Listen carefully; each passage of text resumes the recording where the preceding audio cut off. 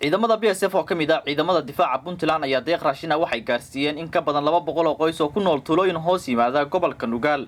Tuulooyinkaasi ay ku soo barakaceen dadka abaartu ay xoolahoodii dhaafisay. Tuulooyinka ay ciidamadu raashin qaybinta ka sameeyeen waxaa kamid ah tuulada Awrculus, Abaarey iyo Reebanti. Waxaana deeqda la gaarsiiyay dadkan ay ka koobnayd bur, bariis, sonkor, caan, saliid iyo timir. dadka xoolahooda ay dhaafeen ee deeqdan ay gaarsiiyeen ciidamada BSF ayaa uga mahadceliyay raashinka ay ugu deeqeen ciidamadu waxaana ay sheegeen in ay ku soo aaday xilli ay baahi weyn u qabeen. waxaan idinka gudoonay waxaad noo keenteen raashinkii aad u keenteen walaalihiin dhibaataysan oo ciidamadu ay ka soo jireen mushaarkooda say ula qaybsadaan walaalahood culayska saaran mar labaad baan idinka mahadcelinayaa. waa idinka gudoonay marinkii aad ku bixiyo tiraahdeenna waa ku bixinaynaa waxaana idin leenahay kasi badiya dadaalka wadaan.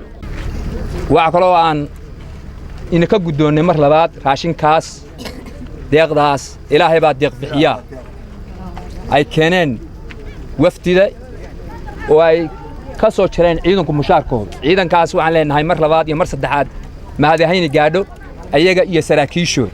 ciidamada BSF way ku mahadsan yihiin iyo madaxda dhamaanteed siday noo soo booqdeen siday noogu soo hambaliyeen iyo agabkay noo keeneen intaba waa uga mahadcelinayna waana ku mahadsan yihiin waa ciidamaduna waa mahadsan yihiin deegaanka abaaruhu ilaah baa saari kara ilaahay baana naga saari kara noona gargaari kara laakiin way ku mahadsan yihiin ciidamada BSF raashinka noo keeneen.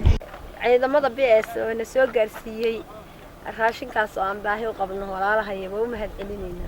cadawgooda Allah ka qabto garabkooda Allah kor u qaado ma sha Allah waanu u bogsanahay waanu u ducaynaynaa dahabka adduunka weeye Allah kor noogu yeelo karaama khayrna noo saaro ma sha Allah waligayna waa jecleen ciidamada waanu u ducaynaynaa waanu u ducayn jirnay hadeeraan u ducaynaynaa iyagoo wax noo keenin baan u ducaynaynaa iyagoo wax noo keenay baan u ducaynaynaa ma sha Allah garabkooda Allah galo taageero Allah ina siiyo cadawgiina Allah jabiyo cagta hoosteeda Allah galiyo kuwii nasiiyay iyo kuwii noo gartay iyo kuwii noo keenayba ilaahay ha garab yeelo ilaahay cadawgiina ha jabiyo ilaahay annagana dhacaan sharfala nooga dhigo ilaahay abaarta Allah naga jabiyo.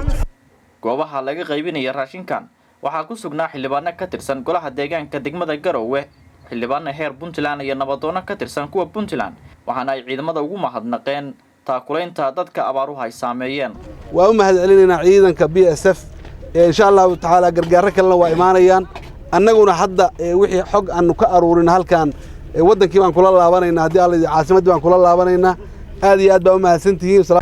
halkan waxaan isugu nimid deeqdan aynu rabno inaynu kala gudoonno oo ay noogu deeqeen ciidamada BSF oo ah ciidamo aad amniga uga shaqayn jiray haddana abaaraha iyo bulshadooda baahida ay qabaan aad uga walwalay oo tabartoodii iyo maalkoodii waxay awoodeen mushaaraadkoodii ka soo gooyay.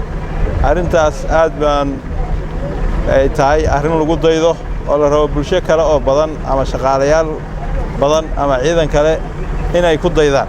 waxaan u mahadcelinaynaa ciidanka aad iyo aad uga naxay walaalahood oo dhibaataysan mushaharkii yaraa iyagu ay qaadanayeen iyaga iyo madaxdoodu ka shiray dhul badan inay wax gaarsiiyaan wixii tabartooda.